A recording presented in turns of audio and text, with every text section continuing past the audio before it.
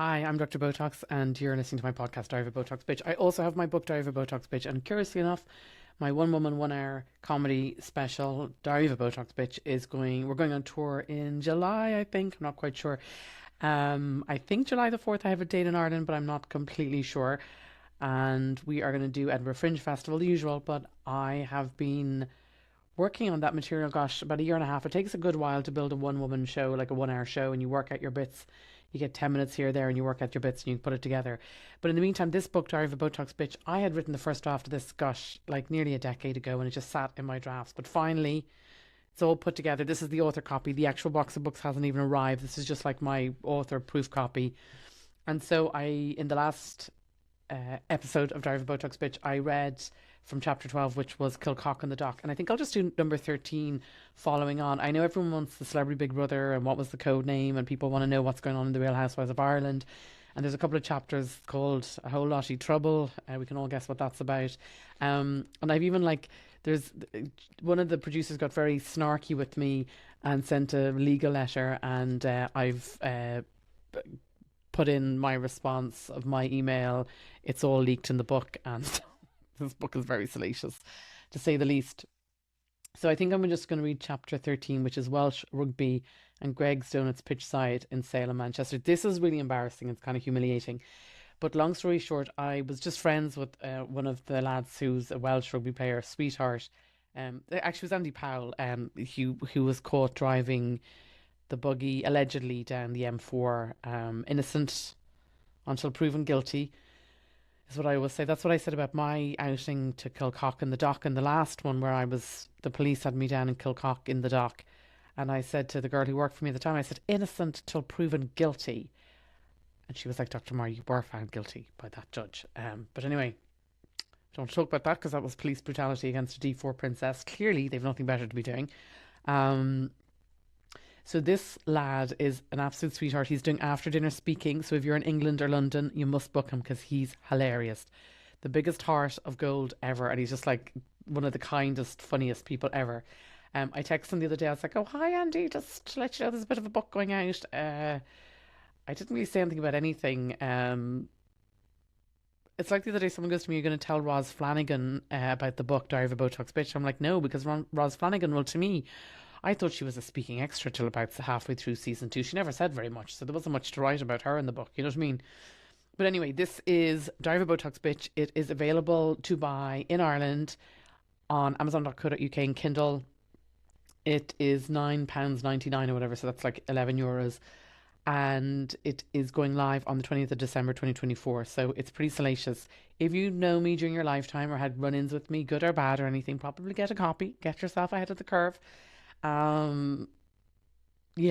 And also as well, just to let you know, when remembering certain stressful situations, I have a little bit of dyslexia. I get mixed up with all sorts of names, and there's a couple of typo errors in the book that, well, look, I said when I'm remembering stressful situations, well, what can I say?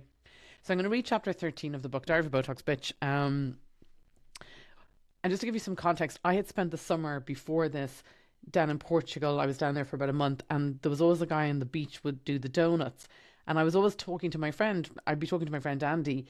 He was back in London. I think he was playing for the Wasps at that point in time or whatever. And I used to always be like, oh my God, I love a donut. But I tend to be trying to eat healthy for the most part. But I don't know how it happened. I mean, he used to just call me Donut Bum, like with a Welsh accent. It wasn't anything. It wasn't anything. It was kind of more affectionate thing. It wasn't anything like that. But like, I know Donut Bum is like a bit ridiculous. But anyway, he used to just call me Donut Bum. Anyway, okay, that's so embarrassing. I think I'm just going to maybe read this chapter. So from Diary of Botox, chapter 13, it's called Welsh Rugby, Greg's Donuts. And everyone knows what Greg's Bakery is. Obviously, it's a big bakery in England. And no, this isn't sponsored, but we should, well, anyway, I'm just going to shut up now and read it. So Welsh Rugby, Greg's Donuts, pitch side in Salem, Manchester. It was the night before the Magners League final a couple of years ago, and a Welsh team was playing Leinster. A chap I had met in Cardiff had kept in touch and asked if I wanted to pop down to meet him for a hot chocolate at his hotel. He also asked if I wanted tickets to the final. I wasn't particularly interested in the tickets, but I said I'd come by to say hello, and I headed down to the Radisson Hotel in Stillorgan. It wasn't very far away. You know, the one on the N11 or whatever. And we'd been in touch in London as he was playing for London Wasps. That's what it was. He was playing for Wasps at the time. And we took Pilates classes together as well. So, like, it was all very innocent, just friends, like, absolute lovable teddy bear. Like, to this day, he's just like wild, but like completely like, if you're in England and you have a chance to book him for an after dinner speaker, like, he's just brilliant. Like, book him, he's hilarious. So, it was all very innocent. We were having hot chocolate in his room, and his roommate, and this is really sweet. His roommate happened to be Jerry Collins. May he rest in peace. It's so funny when you write a book like this, you realize the amount of people who've passed away. Like, obviously, Lisa Murphy passing away was, I mean, awful. And it's the only thing we actually got right because we all knew she was unwell. Well, I think everyone knew. I remember where I was when I got the phone call to say Lisa was unwell and it was terminal. And it's like the only thing we actually got right was just keeping her privacy to the very end. A lot of people were surprised when they learned of her passing, but for the most of us, we knew it was coming and it was a long time coming. But Jerry Collins is another person who, when you hear that they passed away, like, you pull in and you're choked, you know. So anyway, back to the book. It was all very innocent. We were having hot chocolate in his room with his roommate. His roommate happened to be the lovely soul that was Jerry Collins. I had only popped in for about half an hour. It was 7 p.m. and I was on my way to dinner with friends since it was the night before my birthday. Obviously, the rugby lads in the room next door could hear a female voice and kept popping their heads in to say hello. The rugby lads always share rooms. As if I didn't know they were all coming in and out to get a look at the face. Because they would come in and be like, "Oh, just checking on you" or whatever. I can't do a Welsh accent, but anyway, you get the gist of it. So they obviously want to see the face behind the female voice because they could hear through the walls there was a female there or whatever.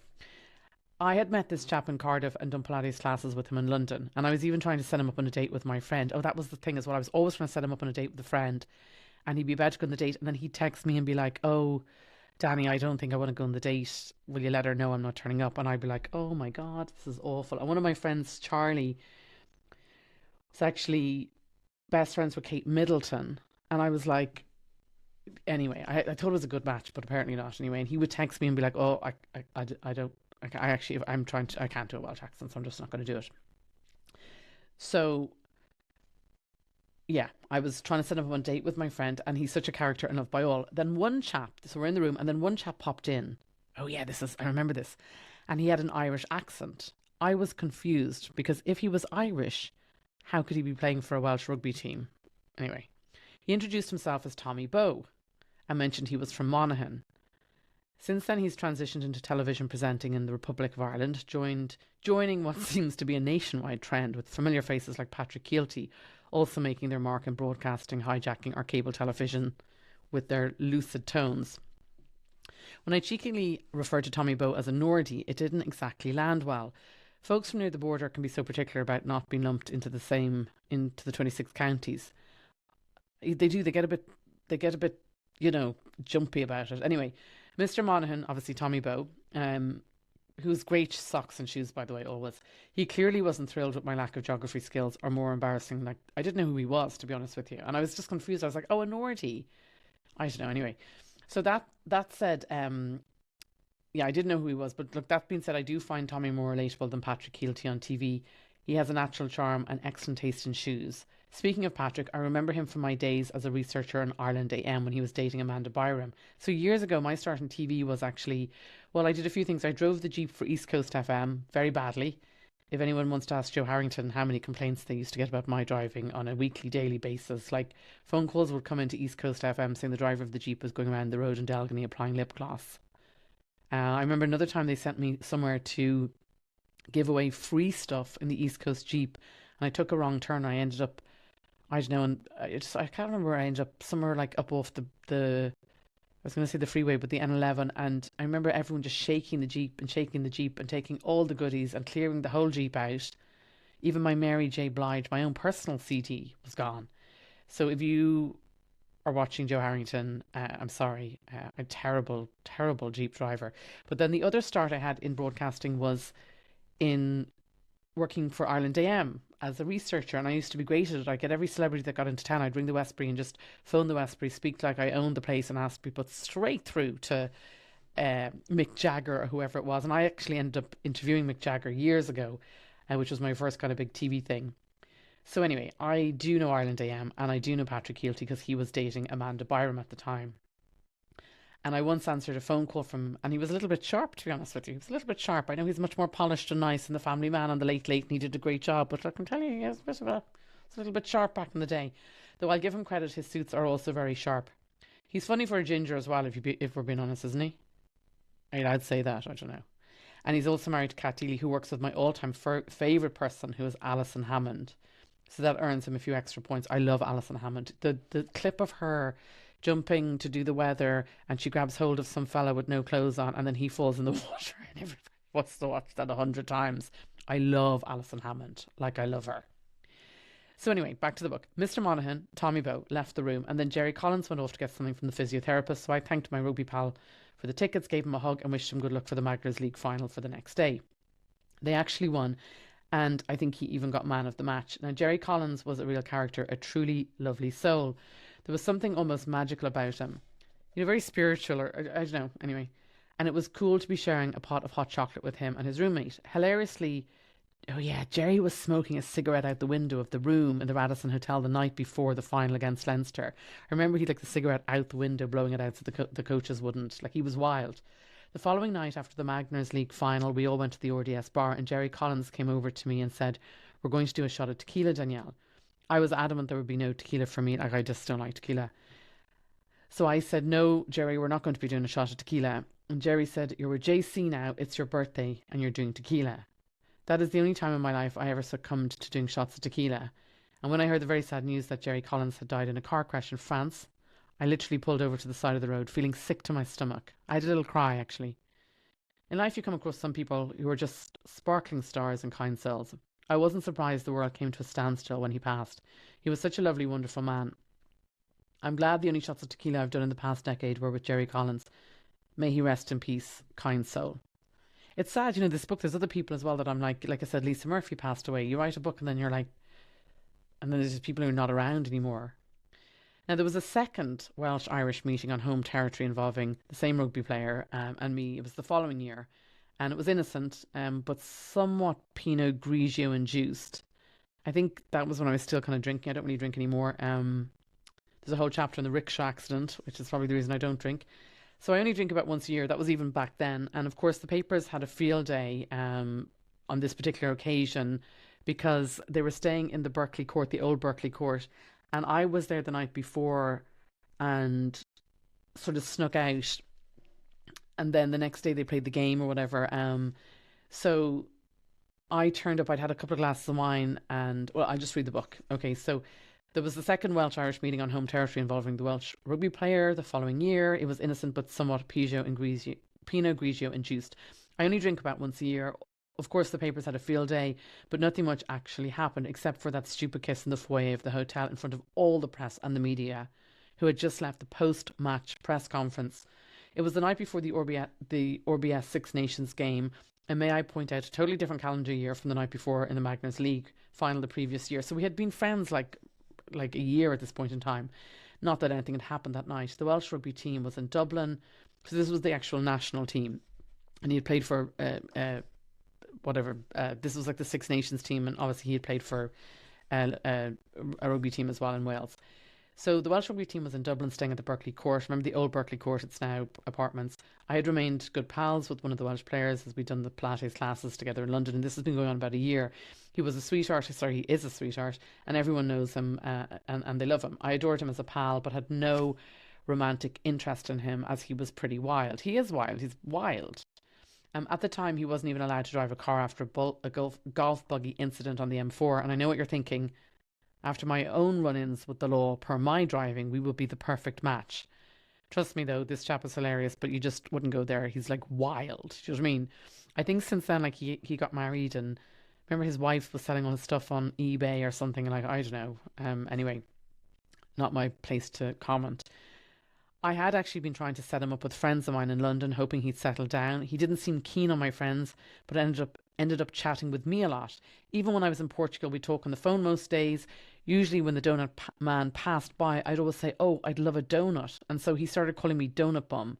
It was all very innocent. It was more an affectionate thing. It was just totally friendly. And then one Friday night before his match, we were hanging out watching television on this particular Friday night. And I know what you're thinking. This is the second time I visited enemy territory pre-international rugby match. But honestly, he was just my friend. We watched TV until about 11 p.m. Then I sneaked out back to my car and went home. And then the next morning, I texted him before his match saying, "Good luck with your game, and I'll see you before you head back to Wales." After the match on Sunday, everyone was out on the town. It was one of those big matches. I think actually maybe Ireland won. I don't know. I did a few glasses of Pinot Grigio. I was in town with other friends, and then the rugby man called and asked me to come and say hello at the hotel. Now, I wasn't keen to go to the team hotel, but they weren't allowed to leave the hotel bar. And after a previous buggy incident, I thought it best to go to him. So I got a taxi to the Berkeley court, and he was waiting outside. Yeah, I remember this actually. He was waiting outside, and you know, one of those moments where, I don't know, there must have been some underlying chemistry there for a while. I don't know. Anyway, whatever. And he's 6'4", and the height thing. Well, I mean, I've never cried over a short man. I won't lie to you. I've never cried over a short man. So anyway, maybe I don't know if it was the Pinot Grigio, but whatever it was, we suddenly weren't friends anymore. In the hotel foyer, there was a silly kiss in front of lots of people. It was harmless drunken silliness, but there was an event for some retired rugby players, and members of the press were still hanging around. A reporter rang me the next day saying they'd seen us kissing, and I was fuming. So it was like me and Andy Powell, and actually, if I remember correctly, I think it's probably sitting on his knee as well half the night. And anyway, I'm just going to read from the book because. So I was fuming. We had just started filming Southside Housewives, Dublin Wives, The Real Housewives of Ireland, The Real Housewives of Dublin, whatever the feck they're calling it this month. And I didn't need all the drama or to fall out with my friend who was already getting fined for leaving the hotel. So we went off to McDonald's. Um, so what happened was we went off to McDonald's, and I think we went to Mary Mac's on the way as well, you know, up on Bagot Street. And Warren Gatland was the coach at the time. Very nice man, absolute sweetheart. And he'd actually hurt his foot at the time. So I was like, "Oh, feel better, get better." And he didn't want Andy to leave the hotel. And then he was like, "Look, I think I said Andy was going to be the next man tox model, or I don't know what we were talking about. We'd had a couple of drinks and we were being just absolutely ridiculous." So I think in the end, Warren Gatland knew Andy was wild. Um, and I said, "Look, don't worry, I'm a doctor." Like, it's just ridiculous stuff, like it's Saturday night or Sunday night, whatever. Just ridiculous, all of it ridiculous. We went to Mary Mac's. I think there was a sing song and stuff. And then, this is the pièce de resistance, we thought it would be a good idea to go to Burger King. But Burger King was closed, so we ended up in McDonald's on Grafton Street, which was miles away from the hotel and completely the opposite direction to my house. And I just remember being in McDonald's and sitting on the counter, because I think I had high heels on, so I was sitting on the counter. Like, I hadn't even had that much to drink, but just being ridiculous. And he's way taller, and like we were definitely drunk and kissing and being stupid. And then I remember someone filmed it, and then the next day, you know, when you wake up with the fear of God, we were like, "Oh my God," someone filmed it, and ugh. Anyway, just so when the newspapers had called me, I felt like, oh my God, he was already in trouble as well, because he ended up staying out half the night with me. And then, full disclosure, he came back to my house and stayed with me because he lost his key to the room. That, like, he'd lost everything, like wild.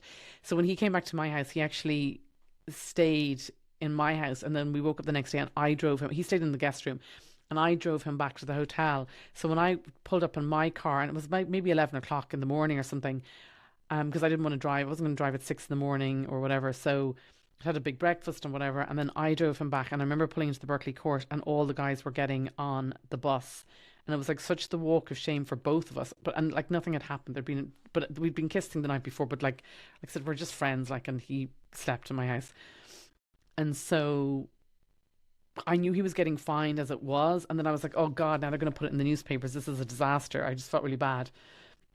So he got on the bus and he was going back to Wales, and then he texted me he got back, and then I got the phone call from the journalist to say they'd seen me kissing the night before. And I luckily nobody had any photo, but then we were terrified about the footage that someone recorded in McDonald's, because he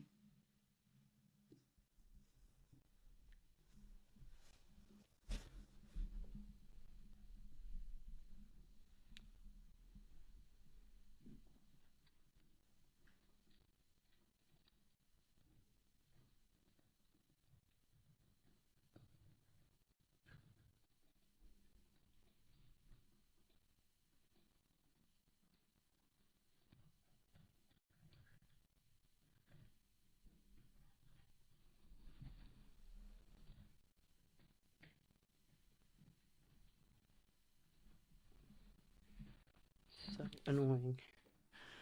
Every fucking light. Come on.